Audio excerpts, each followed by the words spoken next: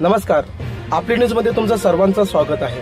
पालघर जिल्ह्यातील वाढवण बंदर प्रकल्पाशी संबंधित ग्रीनफील्ड महामार्गाच्या कामावरून पुन्हा एकदा तणावाचे वातावरण निर्माण झाले आहे।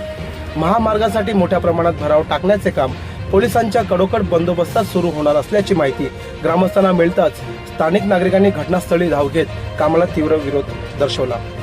काम तात्काळ बंद करण्यात यावे या मागणीसाठी ग्रामस्थांच्या वतीने रास्ता रोको आंदोलन करण्यात आले। आंदोलनादरम्यान मोठ्या संख्येने नागरिक सहभागी झाले असून प्रशासनाविरोधात जोरदार घोषणाबाजी करण्यात आली।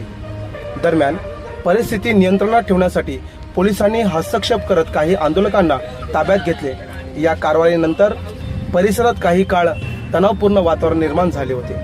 ताब्यात घेतलेल्या आंदोलकांनी व्हिडिओच्या माध्यमातून आपली भूमिका मांडली असून प्रशासनाच्या कारवाईवर त्यांनी नाराजी व्यक्त केली आहे। चला आता ताब्यात घेतलेल्या आंदोलकांची प्रतिक्रिया त्यांच्या शब्दात ऐकूया।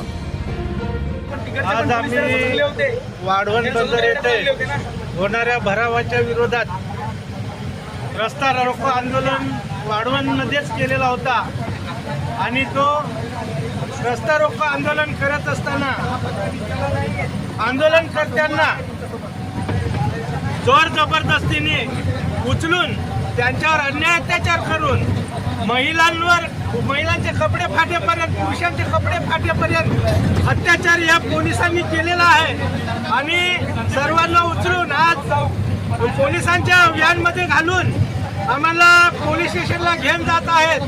म्हणून या पोलिसांचा जे मोदी सरकारचे गुलाम झालेले आहेत, मोदीचा दलाल झालेले आहेत, यांचा आम्ही निषेध करतोय आणि या मोदीचा लवकरात लवकर नायनाट करण्याचा आम्ही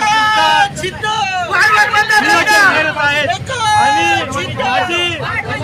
पालघर तालुक्यातील तसंच पूर्ण पालघर जिल्ह्यातील सर्व लोकांना आव्हान आहे की ह्या आंदोलनाला आता सर्वांनी मोठ्या जोमात एकजुटीने उपस्थित राहून हा आंदोलन आपल्याला करायचं आहे आणि या माधावलेल्या मोदी सरकारच्या दलाल पोलिसांची सुद्धा चरबी थोडीशी विचलवायला लागेल, कारण त्यांनी आपल्या आई बहिणींवरती हात टाकलाय। आता आपल्याला शांत बसायचं नाही, या दलालांचा सुद्धा नायनाट आपण करायचा आहे।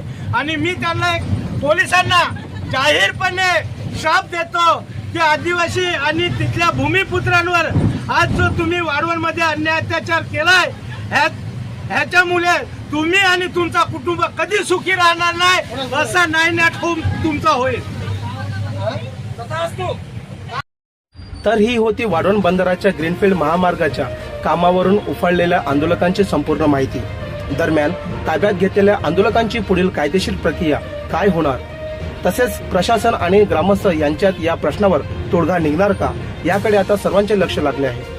या प्रकरणातील प्रत्येक घडामोडीवर आपली न्यूजचे लक्ष कायम राहणार आहे।